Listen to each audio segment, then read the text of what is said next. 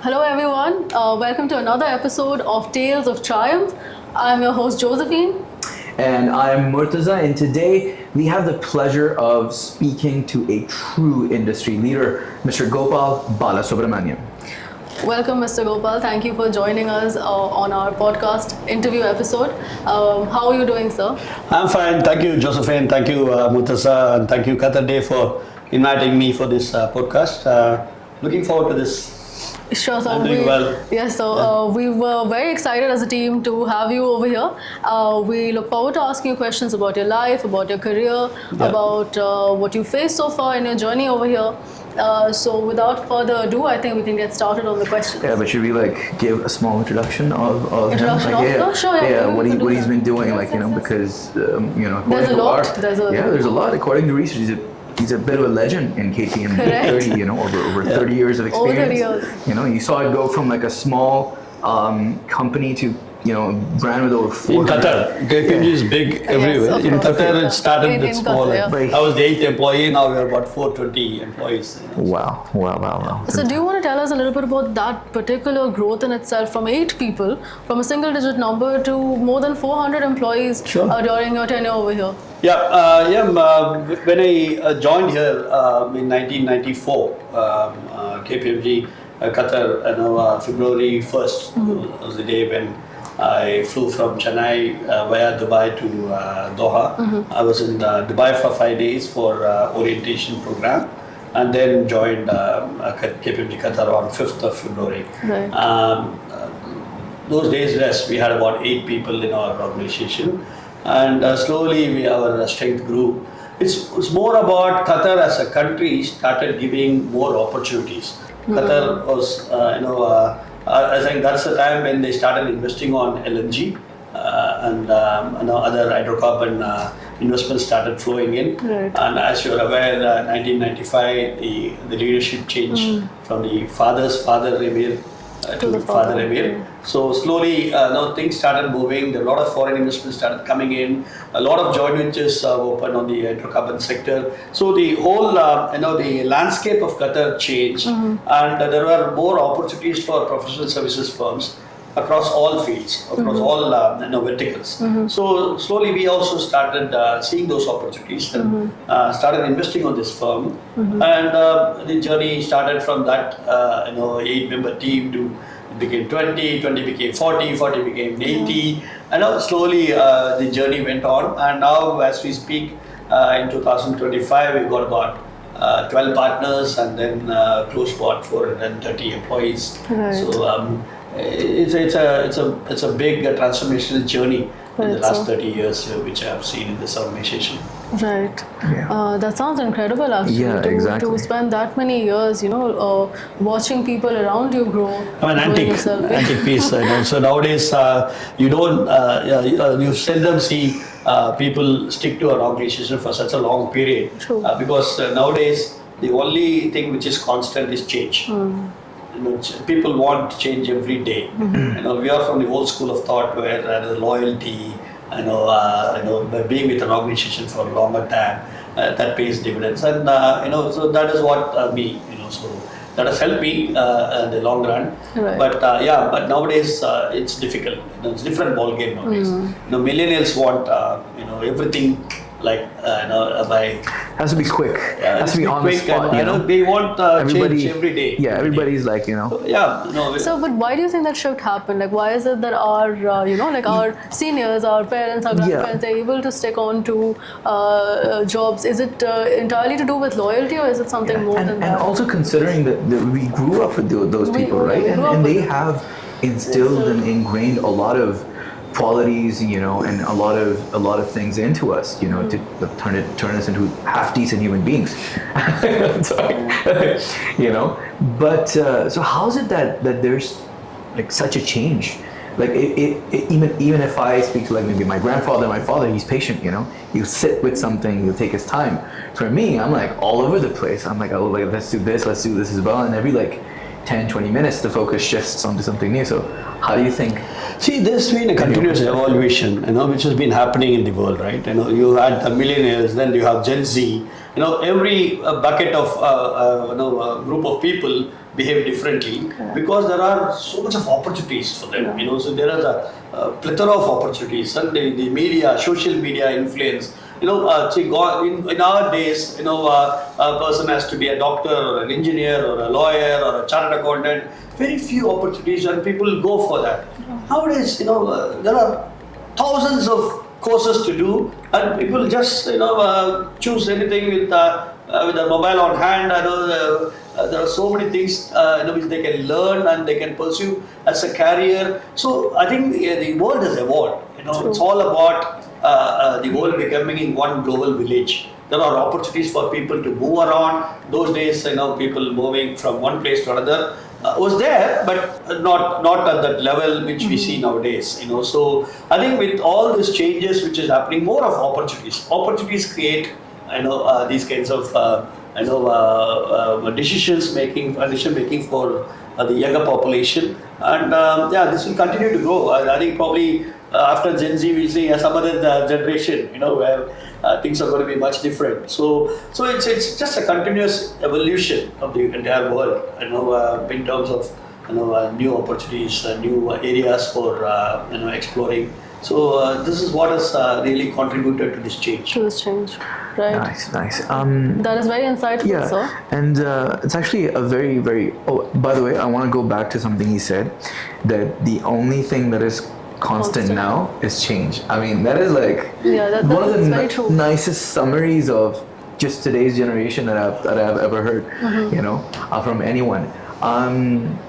So you've seen a lot of change happen in front of you, right? What shift in the industry or like the business landscape, what was the most exciting shift for you that you've seen, personally? See, if you talk about Qatar or you talk about generally, the world over, because I've been only working in Qatar for it could be general, so something that you've seen elsewhere, or it could be like in your personal, career over here. It's up to you. So if you talk about Qatar and my career, as I said, I've been only with KPMG from not just in Qatar from 1988. After my university, I just walked into CA firm for CA articleship training, which was KPMG. It was an affiliated firm of KPMG. So this is July 1988. Okay. So from July 1988 till now, I've got only one employer, which is KPMG. So as I said, I joined in 1994 Qatar office. Before that, I was in Chennai. So once I qualified in 1992 May. Within 2 years of my post qualification, or after the qualification, I came here. So they started, Qatar started giving opportunities for different professional services in that space. Because as a country, there were a lot of things happening in terms of economic development through the hydrocarbon investments. So there are new ventures coming in. Qatar Gas and Ras Gas, the two large LNG companies, they were born in that phase, 92 and then 97, and then the shipment started, happening from 98. So cash started coming in and into the economy. So when new companies start coming, when there is a mushrooming of entities in the country, there are always opportunities for professional services firm to pitch in.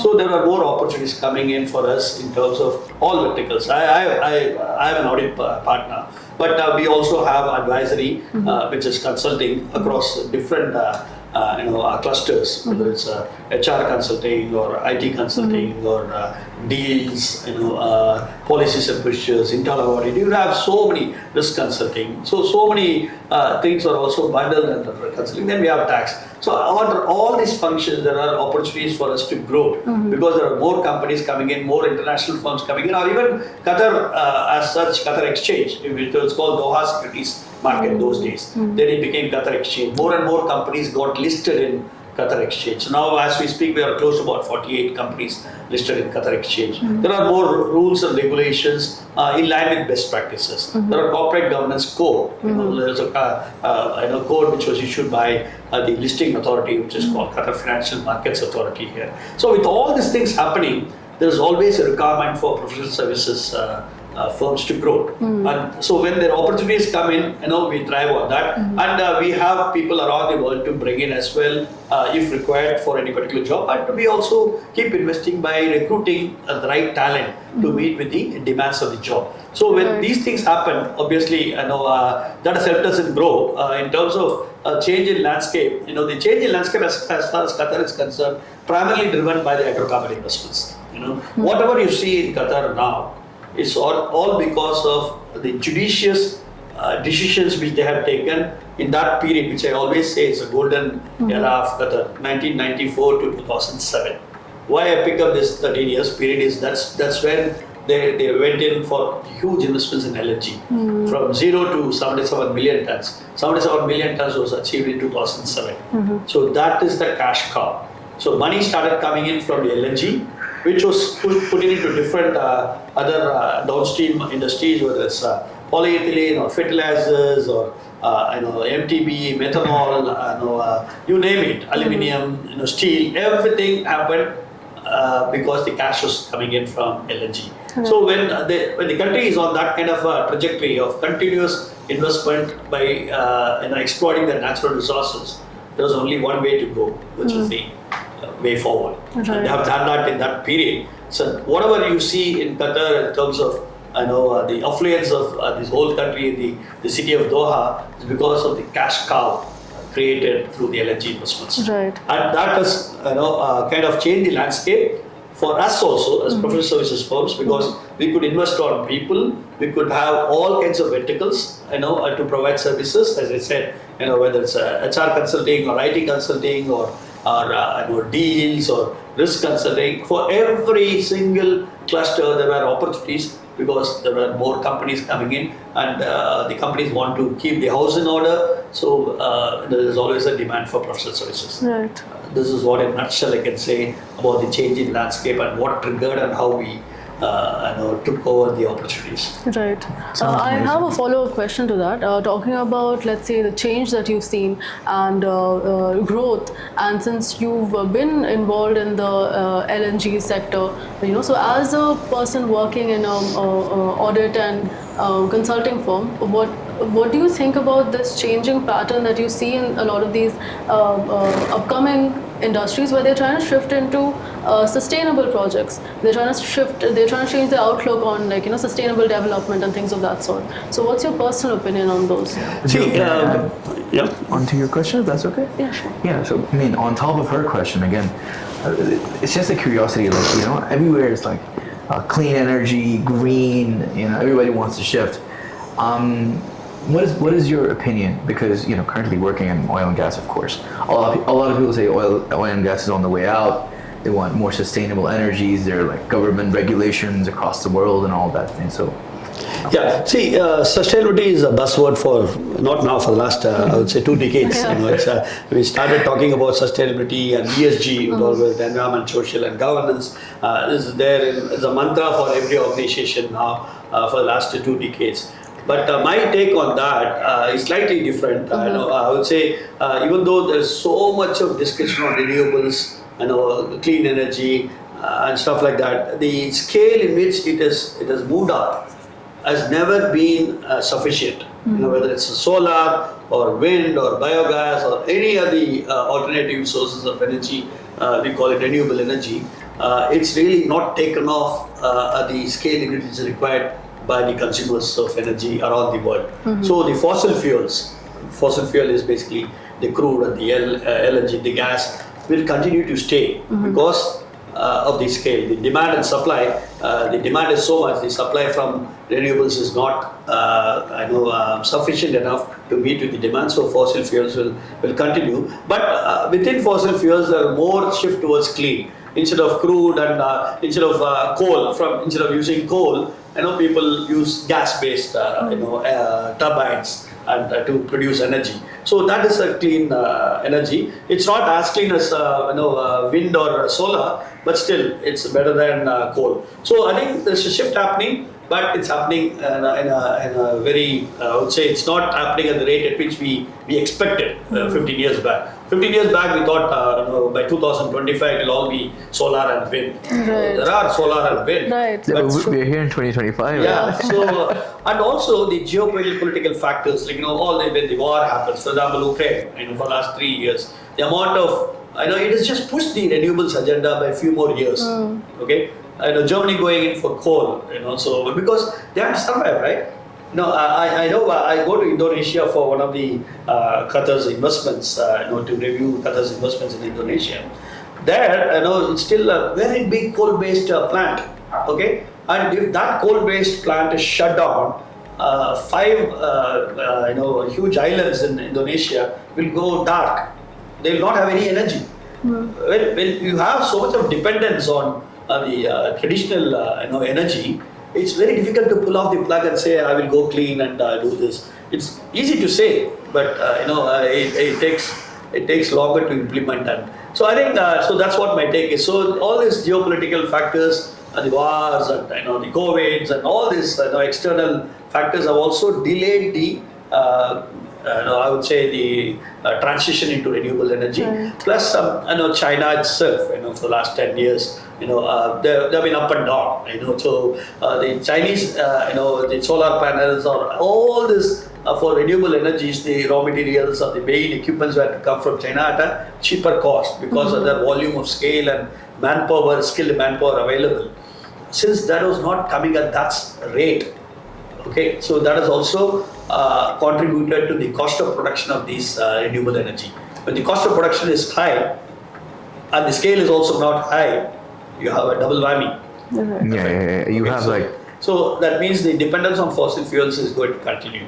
So that's what I'm saying. But having said that, we cannot stop it, because the world is, having a melting point with the kind of energy which we consume. Everything is energy. Whatever you see is energy. So people have to be conscious of that. We can't stop the game. We have to continue. And it's a responsibility of every single individual on this planet. Right. The planet kept us to survive. Every single person has to have that in mind, that they need to contribute towards leaving the world for the next generation. Right. It's very important. It has to be a conscious effort from each person. Yeah. So. It's not just your world. It's world for everyone. Correct. Not just for this generation, for the next generation. That's a very good sentiment. Yes. Again, a great quote. Yeah, that's a very nice sentiment. So we could quote you on that. Yeah, we can so. just take this interview, take quotes. Yes, so that's a very He's dropped a few gems. thought-provoking sentiment. Yeah, exactly. I think a lot of people, especially, I don't know if it's fair to say from our generation, but even the generation right above us, and we tend to see, I think, our world as just ending with us. As long as it's fine for us, it's fine. We aren't thinking so much about the next generation and about what they'll have to face once, once we all kick of the bucket. Yeah, once they see the aftermath of whatever our generation has, done for them. So I think it's a very important thing to remember. So that's why I say, we all have the responsibility. We have to be responsible enough to do the right things. Correct. So wherever we can save, conserve energy, little bit, small contribution from each one, will really add up. Right, so very true. So with all your thoughts, everything that we've heard so far, it's evident that you've probably had very good mentors during your career path, during the initial phases of your life, maybe. So do you want to share a little bit about somebody maybe who you consider a mentor? Definitely. In fact, I met him 2 weeks back in UK. I'd gone there to meet with my cousin's daughter, but daughter told me that your cousin is also here. So my cousin has been my mentor. I keep writing about him. I keep sharing information about him every single opportunity, because at the age of 5 or 4, I saw him growing as a qualified chartered accountant, traveling around the world, very, very polished professional. So I saw him doing very well at a very young age, and then he was he has made that influence on me that I also want to be a chartered accountant.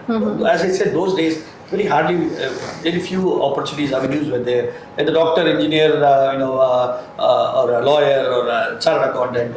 So I thought, okay, chartered accountancy is it's a glamorous profession. I thought I didn't know about how much glamour it had, but seeing my cousin travel around, I started liking travel from those days. So I thought, if you become a chartered accountant, you get to travel a lot, you meet a lot of people. That was a kind of idea I had by seeing him. So even when I was in school, I'm from a lower middle class family. My parents, Tambram from Chennai. With I have 4 siblings. through 3 elder sisters and 1 elder brother. It's a fairly large family, but they provided everything. It's a contented family, happy family, and my father was just an assistant in Life Insurance Corporation of India. My mother was a teacher in a government-aided school. So with the limited means, they took care of us, and happy, contented family, doing what is required day to day with good value systems. It's very important. So we have been brought up with that kind of a scenario in Chennai, in Mylapore, which is a very conservative place. It's a temple town of Chennai. So we have been brought up like that. Why I'm saying is that in terms of education as well, there's no way that we can fail. This education is of paramount importance for us. It's not that you can do those days. People focus so much on education than extracurricular activities, right? So all these things came only later, where you can be a sportsman, you can just tick off the box in terms of going for colleges, you can just put present without going for the college. All those things are not possible those days. So education is paramount. So the value-based systems and education. So I studied in a good school in Chennai. By 10th standard, I got very good marks in 10th standard. In fact, I was in Tamil medium. I didn't study everything in English. Okay. I studied everything in Tamil. Okay. In fact, all my friends were in English medium. Only I was in Tamil medium. By mistake, my mother had put me in Tamil medium. Okay. I didn't change it. I just went through. So everything, whether it's history or geography or maths or science, everything I studied in Tamil up to 10th grade. Right. And then after that, you have to shift to English medium. Otherwise, you cannot go to college and go further. I can still do Tamil literature and be a Tamil poet or something. But if you want to really march ahead and do chartered accountancy or do anything professional education, I think you need to move on to English medium. So I moved to English medium in 11. But what I'm trying to say is that by 10, when I got the marks, I said I would go for commerce stream, because I had decided mentally that I want to become like my cousin as a chartered accountant. So normally those days when people get good marks in 10, they will never think about commerce stream. Commerce stream is only for people who got borderline marks. Exactly. Who couldn't exactly. Yeah. That was the notion back then. That was the notion. That was the idea. That was practiced also. Notion practiced in a major way. But I shifted. I went to commerce stream. I did 11th and 12th in commerce, and then studied in a good college in Chennai, and then I pursued CA because my mentor was my Lakshmi Narayan, my cousin. I have seen him succeed. I wanted to succeed like him. And my parents said, since he's my cousin, my parents said, why not? They never stopped me. Mm-hmm. No questions were asked. I did what I wanted to do. Mm-hmm. So I think those are some of the things when you talk about mentor, and definitely I will always say, my cousin has been my mentor, and because of him only, I've been able to pursue chartered accountancy. And in fact, he got me an admission in AF Ferguson, which is KPMG in India those days, for doing CA articleship as well. This I've said in many forums, many times I've written in social media. A lot of people who know me, they will get bored of listening to me, but I don't mind. I don't mind. You always need to give the devil its due credit. And he's not my devil, he's my God. Okay? So I always say this, and that's how mentorship helped me those days, and the journey started, and then I had the opportunity to mentor so many people. So that gives so much of happiness. Right. I think having that one positive influence in your life is so important actually for a lot of us. Yeah, I mean, it not only gives you direction, I think it helps you realize your potential itself. Yeah, and it gives you one of those, that you can easily rely and go back to someone. When you're when you stumble, I feel like, okay, what do I do? How do I go? So we have someone who's already been through that, journey. So it's incredible. Another one of your mentors, I believe, he mentioned in one of his posts, Mr. Hakim Al-Alimi for KPMG. So he was my partner from 98. I joined in 94. 98, he became a partner for both Qatar and Bahrain. We were single from those days, and so he used to be the partner in charge for Qatar office. So 1998, I had already spent 4 years I was thinking what should I do? It was not really challenging for me, and I thought probably I've had enough of being with KPMG. Should I go out and should I go back to India? Those thoughts were running into my mind, and in fact I got a very good offer in the national oil company here, Qatar Energy. Those days it was Qatar General Petroleum Corporation, QGPC. And then I told my partner, it was 99, this discussion happened. I said I would like to go on, and he asked me, I said, what do you want to do in life? Do you want to be doing the same thing and again? You will get much higher salary, but in terms of variety of tasks, and in terms of I would say the growth after a certain period of time, it will always be hampered when you go to industry. Whereas in professional services firms, he saw a spark in me. He said, you are a partner material. You are a partner material when I was not even a manager. I was an assistant manager in 1999. He promoted me as a manager in 1999. In fact, 2000, he promoted me as manager. 1999, 1 year he said, too short a period to judge you, and I cannot make you a partner within 1 year of dealing, make you a manager within 1 year of my dealing with you. So he delayed it by 1 more year. So when I was an assistant manager, he told me, you are a partner material. You run at this speed, you can become a partner of this firm. Right. So that was the real, I would say, career changing moment where I just stopped everything. I said, oh, partner in a professional services firm is the biggest thing for a professional. KPMG in those days it was Big Five, it was not Big Four. It became Big Four only in 2001 after Anderson's fell over. Right. It was Big Six became Big Five in 1998 because PricewaterhouseCoopers joined. Then Big Five became Big Four because Anderson's fell out. So we were Big Five firms that day. And I said, being a partner in a Big Five firm was a big thing. Why should I leave that opportunity when he is giving that kind of an assurance and a roadmap? So that roadmap which he gave was really the contributor for me, and I really stopped looking anywhere else. I said, fine, let me run at this map. And rest is history. So I think a very important contributor in my life is that partner by name Hakim Al-Adami, Iraqi national. I will definitely send this podcast to him. He'll be very happy to listen. Because see, the attitude of gratitude is very important in life. Okay. So that is something I will always say people should have it in the DNA. I have it in my DNA. I can proudly say that I will always have that attitude of gratitude for people who have made difference in your life. Right. That's very, very important. Right. So I think I'm happy that you gave me an opportunity to talk about two important individuals in my life,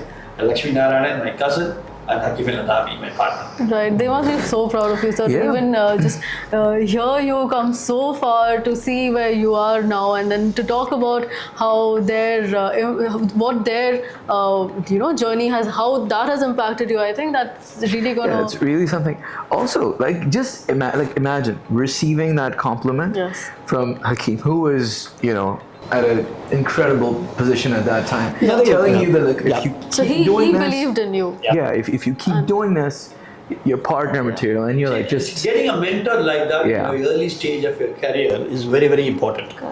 Not everybody is blessed to get that kind of a mentor. I was blessed. Right. So I always say, I was in the right place at the right time. If I'm going to say that I had achieved so much, nothing can be achieved by anyone on his own. There are a lot of things around you. Everything falls in place. Person on top decides, what is the map in which you are to sit and what the map in which you are to move around. Everything is decided by him. But there are so many factors which contribute to that. So nobody can achieve anything on their own. Right. There are so many people who have helped you achieve. Right. And being at the right time at the right place is very, very important. Correct. Again, that's not in your hands. It's in his hand. Right. So I've been lucky enough. Right. I always say this in every interview. I say that I've been lucky enough to be at the right time at the right place to have that progression in my career and my life.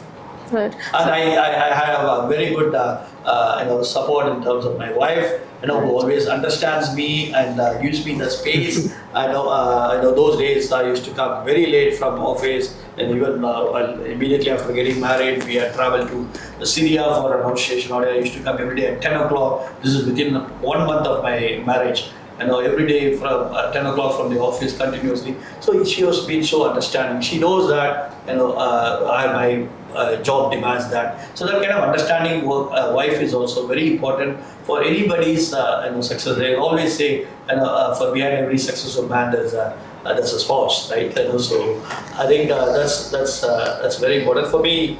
She has been a great source of support and help as well. Right. I think it's very nice to hear that you've had such a good support system around you throughout your life. But talking about all of these challenges that you faced and how you've grown with them, and about your resilience in particular, sir, do you want to share a little bit about your personal health struggles that you've had in the past? The health challenges probably it started in 2018. We were in UK on holiday. Myself and my family were on holiday in UK, and while coming back from Scotland, my wife told me something is there here, a small elevation on your right neck. What is it? And I said, I didn't know that. I just touched it. I said, yeah, this small elevation on my neck. So it was not hurting. It was not prominent. When you see in a mirror, you don't see that. So, but still, we were worried. What is that? And then, luckily, within a week after coming back to Doha, we had our vacation to India. The second half of the vacation. So I went to India and consulted with my family doctor, and it went on a few tests here and there, and then within a week they detected that I had a non-Hodgkin's lymphoma. It's a cancer on the right cervical nodes. It's called BLDCL, diffuse large cell B cell lymphoma. So it's a lymphoma on your right cervical nodes. So I had to go through chemotherapy. But the important thing was that I was able to detect it on the first stage. So in fact, my oncologist in Chennai is a top-notch oncologist in Apollo Chennai. He told me, Gopal, how did you come to me on the first stage itself? So that itself is not in my hand. Why should my wife find out this, and why should I immediately go to doctor, and everything happened like this, and then I started the chemo. The first stage itself they detected, and I did 4 chemos in Chennai in Apollo, and 2 chemotherapies in Amal Hospital in Qatar. Right. So within about 5 months I was completely remitted.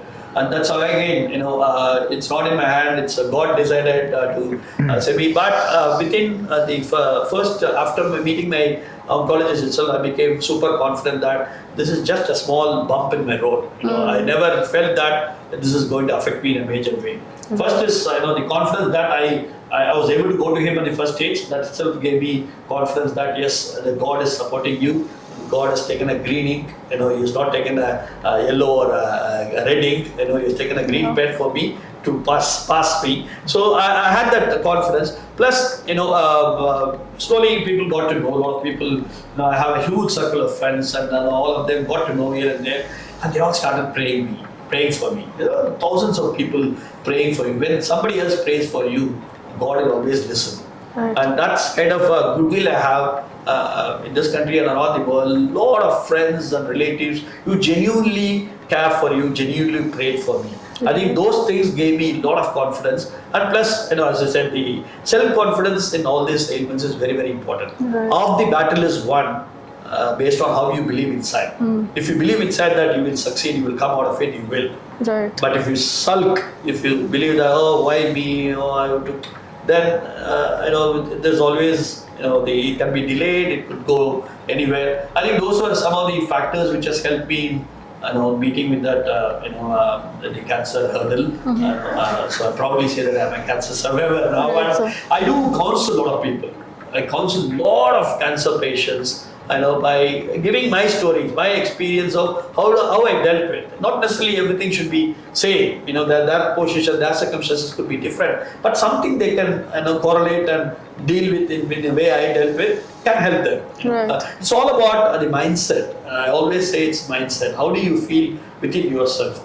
Are you feeling confident enough that you can can cross this hurdle. I think that's very, very important. Right. And that helped me in 2018. And then because of that chemotherapy which I have done, always all this the treatments will always have some side effects, right? So it has affected my heart in terms of moving the left ventricle, sideways. So heart is having trouble in pumping. So we are in an advanced medical age. This also I say this in very many forums. We are in advanced medical age. Everything can be treated, but provided you diagnose it at the right time, go to the doctor immediately and start the medication. So I have done that. So I'm safe now. I'm perfectly all right.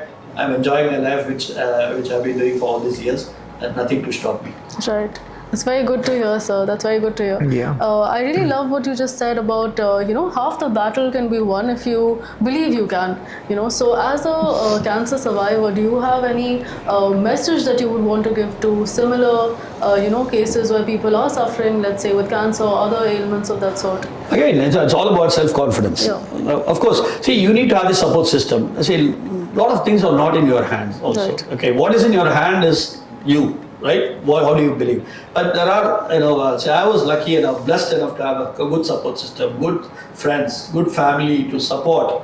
Those things are very, very important. But I'm sure, everybody's family support a person who is ailing, right? It's all about understanding each other, being transparent. And see, when I was going through this chemotherapy, I used to be in, when I go for appointment with the doctor, I used to sit there. Normally appointment they give it one time, and you have to wait for a few hours to meet with the doctors. So that time I normally interact with patients, people who's sitting next to you in the hospital. So half the people, they believe that it's all about guilty conscious. So for example, people at our age, like my age, like 50 plus. They think that whatever they earn in their life, they are spending for their own purpose instead of leaving it for their children. Because the cancer treatment is not it's not cheap. It's not cheap. It's quite expensive. Yeah. So they all believe that they are spending whatever they earn on themselves. They are not leaving for their children, for their family.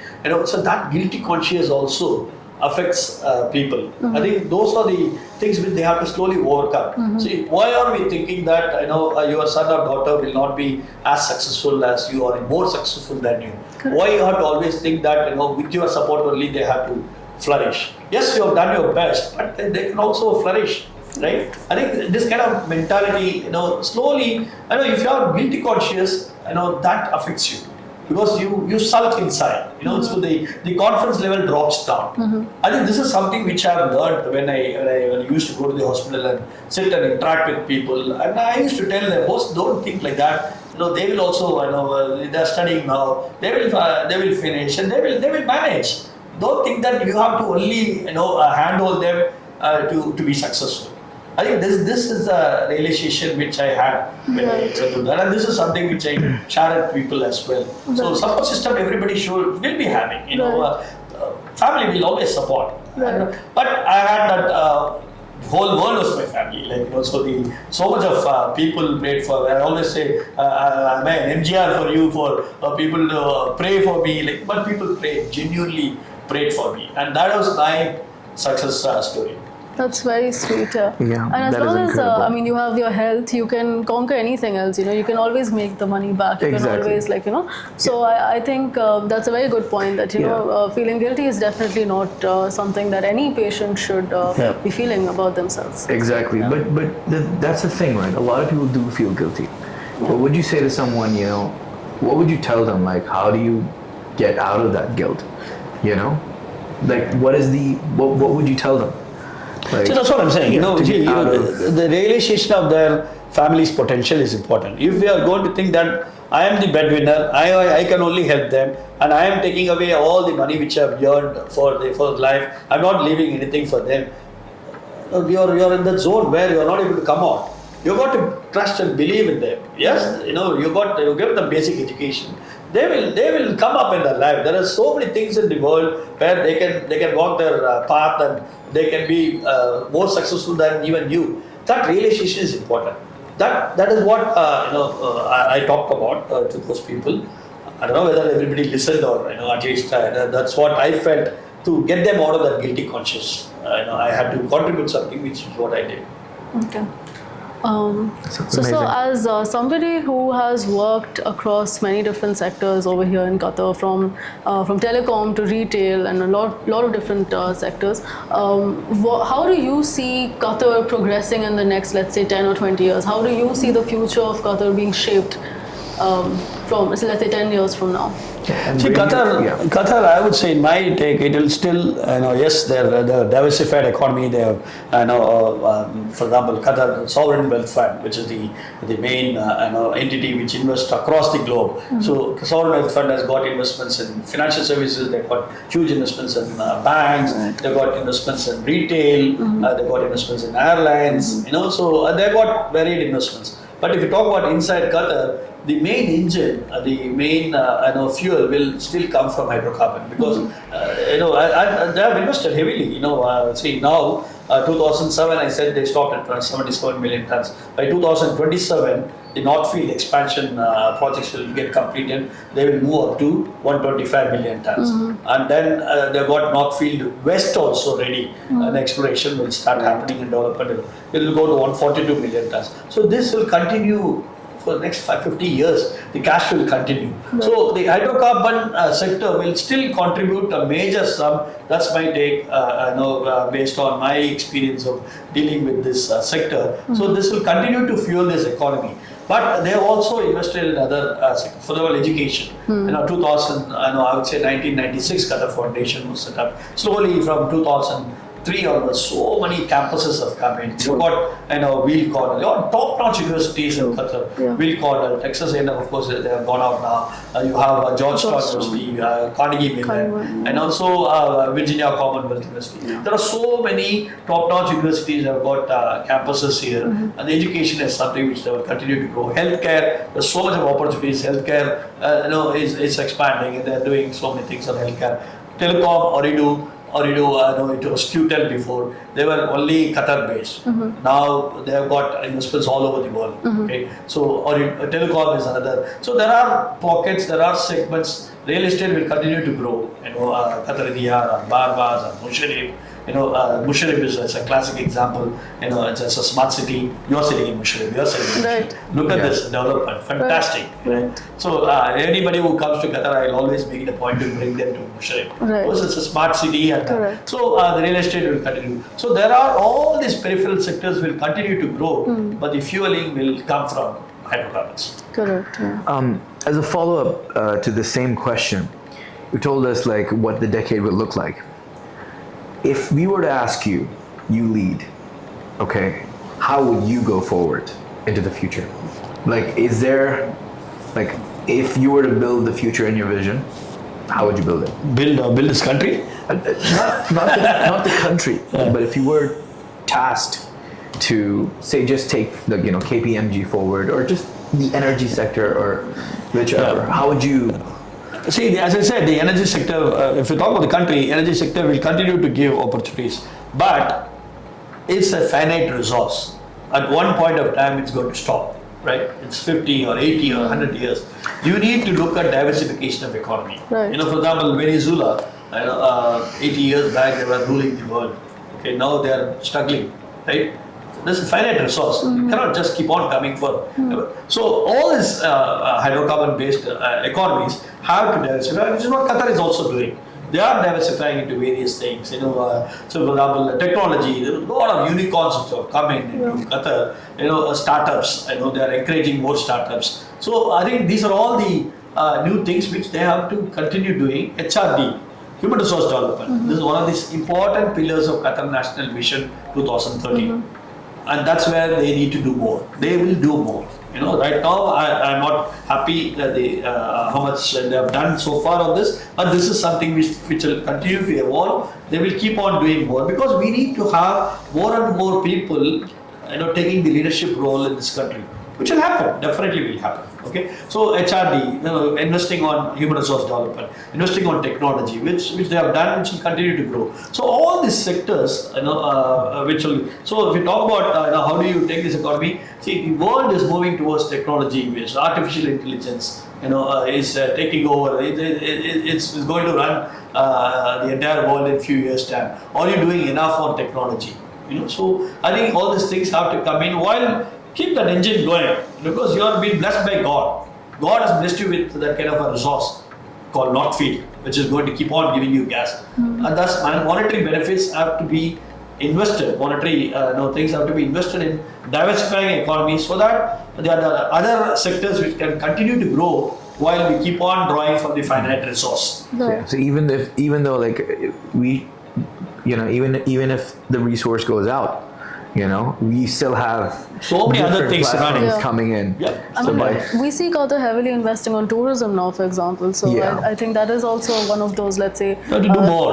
Yeah. We have to keep on doing more on tourism. more, It's a yeah. nice thing, a beautiful country. I know they have to invite more people to come in, Correct. so that they can market the tourist locations better, and so that. So Qatar Airways has done a brilliant job. Right. So if you see from 1996 or 95, the airlines was formed. The last 30 years, they're flying to more than 200 destinations, and they've got more than 200 aircrafts. I think this has really put the country in world map. Right. Qatar Airways has really taken Qatar into world. So people started knowing about Doha because they see Qatar Airways, right? Yeah, So exactly. I think with all this, there's always room for growing in different sectors, and they will do. They will definitely do. They've got a visionary leader, and they've got good set of ministers and leaders taking up the country to the next level. It will continue to evolve. Right, so very true. Talking about tourism itself and let's say Yeah. Qatar Airways and everything, we're aware of how much you love traveling and all of the different places that you've seen. So, do you want to share with us a little bit of your journey as a tourist and some anecdotes maybe from places you've been to? Yeah, and how it began, as like, See, most of my travel are business travel. I do travel for events, meetings, conferences. Plus, when I have a client here, then they have invested in outside locations. That becomes a significant component for me. As per the requirements of our auditing standards, I need to have enough visibility of the work done in that particular component, wherever it is, whether it's Australia or UK or Indonesia or Brazil. All these places I travel just to have enough comfort on a component where my client here in Qatar has invested. So this gives me opportunities to travel. Plus, I travel on personal level also, everywhere. Because I love travel. Basically, as I told you from the beginning, in fact, the very reason why I took Chartered Accountancy was by seeing my cousin traveling. Right. So travel is see, when you travel, I don't sit in a flight just like that and just doze off. If somebody is sitting next to you, I will voluntarily engage into conversation. There's nothing like learning from somebody. Everybody gives a new perspective of life. Right, you continue to learn. So life is one book that is never ending. Life teaches you volumes and volumes of lessons, and that is all by interaction with people. When you start interacting with people, you'll always get to know more and more things which you don't know, which you don't even have the opportunity to read it from a book, because they may share a lifetime experience, which can really help you in another situation. Right. So for me, I always love to interact with people. I'm an extrovert. I love making friends. I make strangers as my friends very soon. So travel helped me in opening up this kind of an opportunity for me, where I interact with people, I learn from them, I apply that knowledge. And this goes on, it continuously goes on. Right. So I think travel has helped me. So I think, as I said, whenever I go on a business travel, I also try to take 2 days off if I'm going for a new location, or if something is happening on that location, like a sporting event, like a cricket match or a football match is happening. I try to take 2 days off after my business, so that I can cover I can have my holiday to watch a sporting game as well, which is what I did recently as well. So I think this goes on. Right. So You met MS Dhoni very Yeah. recently. I think you have that picture as your Yeah. profile picture in quite a few places. It's a very good picture. Yeah. You would like to Sorry show for it to stalking you, our, BB. yes, we all do that, man. This is Mr. Gopal with MS Dhoni. So it's a very nice picture. Exactly, So would you like to? with the whole jersey and the shirt, and they're matched twinning basically. Yeah. No, this is something which was in my bucket list for nearly 10 years. I wanted to meet with him because see, he has transformed the cricketing landscape in India and in the world. Who doesn't like Dhoni? Not just the Indian cricketers. World over, people love his demeanor, the cool approach, and the amount of success he brought. He's an amazing individual. He was a management lesson by himself, without studying much. His background. With that kind of a background, he achieved that much of success and being humble again. I always wanted to meet him. Finally, it happened 10 days back. One of my friends helped me in reaching out to him, and I was happy that it's not just a selfie moment. I had good 20 minutes with him. We talked about so many things right from the first meeting I had in 2006. And he was shocked. He asked me, where did you meet me in 2006? I said, no, there was an event in Chennai. I know there was a guy who was launching his company. He was part of Indian cricket team. Is a sports psychology. He's a sports mechanics is his company. So data analyst and all this. So he launched a company. There was an event in Chennai. The whole Indian team was there, and you were also there. At that time, Dhoni was not known to many. 2006, yes, he has already performed in India. He's an Indian team wicketkeeper, but not many knew Dhoni because 2007, when he won the T20 World Cup in South Africa, that's the time Dhoni's fame went up the other way. And then the IPL started, the Chennai Super Kings and all these things. So I told him about 2006 and my interaction with him. And in fact, I told him I have a digital signature of him obtained in 2006. I used IMAT, and I told him about all these things. So I was very happy that it was not just a selfie moment. 20 minutes, talked so many things about cricket, and he was so happy that I've been watching CSK for all this 17 years. I am a die-hard fan of CSK. Of course, they're not doing well this season. It's okay. One season, no problem. 18 seasons, 1 or 2 seasons, you can always fail. But he was very happy, and I talked about his first innings, which I saw in Barbados. I started traveling in 2010 itself, world around, for watching cricket. I go world around to watch World Cup tournaments. So I went to West Indies to watch India playing in T20 World Cup. My first match of Dhoni was against West Indies, which I quoted to him. He was single-handedly winning that match before Dwayne Bravo's direct hit made him run out, and I quoted that incident to him. He was very pleasantly surprised that somebody could quote everything, and because I love him so much. So genuinely I expressed my happiness with him, and it was a very good meeting, and I got goosebumps immediately. It was a moment which I will never forget in my life, because an idol whom I have worshipped for so many years, and meeting him and talking to him for 20 minutes was something. I thank my friend for setting up that meeting. It was definitely a magical moment with MSD. Question, sir. Yeah. We truly learned a lot from you about a lot of different things. We would like to let's start a fun. segment. We've been seeing Whatever. too long. Let's change positions because it really We hurts. would like to make a shift. Is it more than nearly 2 hours we have been talking? I know, 1 hour. What now? Because if it had been 2 hours, that guy would be panicking.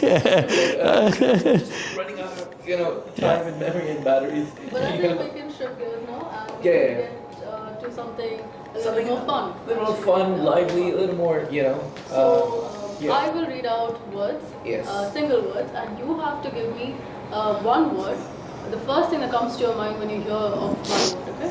So for example, if I say museum and you say Islamabad, okay? Just It's okay. one word out. It's okay. So are you ready, sir? Okay. Success. Journey. Movie. Kamal Hassan. Doha. Doha Cornish. Okay. Challenge. Challenge obstacles. Family. Wife. Holiday. Rio de Janeiro. Okay. Cricket. MS Dhoni. Oh, I mean, Yeah. we knew that one. Okay. Politics. President Narendra Modi. Okay. Food. Food, potato curry. Wow. Okay, that's okay. That's a surprising answer. We'll get back to it. We'll get back to it. Yeah. Weekend. Weekend, getting up late. Okay, one word. One word, sleep. Sleep. Sleep. Okay, that's perfect actually. Music. Music, Ilayaraja. Wow. Those are some very great answers. So we would like to circle back on your answer for food. Yeah. Why is potato curry your favorite? See, Tam Brahms, we have, most of the Tam Brahms, we love Vettakorambu with potato curry. That combination is something which we love. I cook also. I love cooking this for my children. Whenever wife gives me an opportunity to enter kitchen, I love cooking this for my children. I love this. And this is something which, a lot of, if you ask a lot of Tamil Brahmins, they will say Vettakorambu with potato curry, it's a combination which they love. I love that potato roast. Lovely. So how often do you have this? At least once in 2 weeks, definitely. Definitely. Anything else besides this? Besides this potato curry, Yeah. Parup usili, so that's something, Parup usili. You stick to potato curry. Parup usili. And that with beans or, everything. This is again Tam Brahms. See, I'm a pakka Tam Brahm foodie. Okay, so I will not be able to survive without my food for more than 2 days. Wherever I travel, I always carry, enough for me to survive from the third day. Because the third day I need to have my food. So I think, very choosy. Even I'm a vegetarian. Even in vegetarian, I'm very choosy. So my wife always struggles what to do. Sometimes we can't have everything in life, right? So she suffers. But yeah, I know I can't survive after 2 days without having my own Tam Bram food. Own food. Yeah. Fair enough. You should probably learn something. With the amount of junk we eat,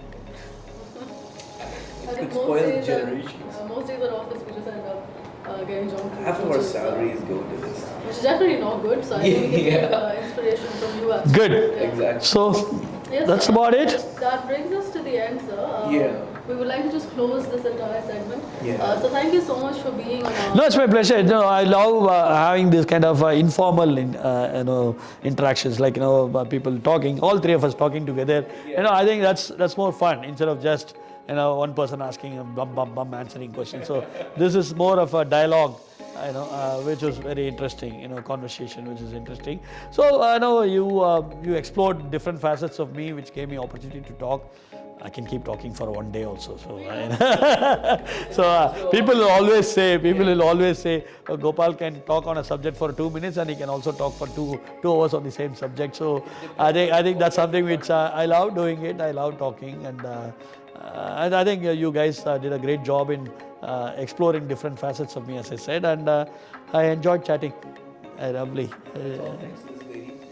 She's a journalist by heart, so she's the one stalking you, by the way. I didn't do anything. I'm like, this is, let's not. Stalked a lot, I think. There's so many questions coming up from different. How do you know that? But you talked about Hakim Al-Adami. Then you also talked. Hakim Al-Adami. Anyway, that was quite a surprise for me.